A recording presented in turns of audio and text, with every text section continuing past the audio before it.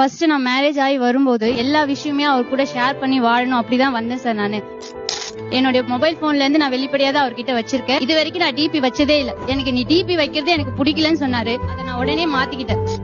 அவருடைய ஃபீலிங்கை ஷேர் பண்ணுவாரு. நான் இன்னும் வெயிட் பண்ணிட்டு இருக்கேன் சார்.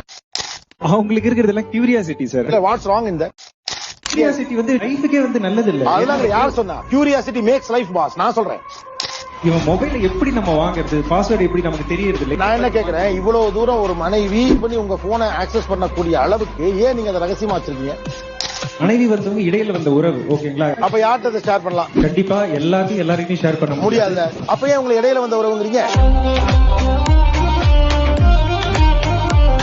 நீங்க ஏன் உங்க மனைவி டிபி வைக்க கூடாதுங்கிறீங்க? நான் ஏன் உங்களை வைக்கணும்னு கேள்வி கேட்டதுக்கு சரியான காரணத்தை எனக்கு சொல்லல. நீங்க டிபி வச்சிருக்கீங்களா இல்லையா? வச்சிருக்கேன். ஏன் நீங்க மட்டும் வச்சிருக்கீங்க? உங்களுக்கு வாட்ஸ்அப்பை பயன்படுத்துவது எப்படிங்கிற பரீட்சையில் நீங்க பாஸ் ஆயிருக்கீங்களா?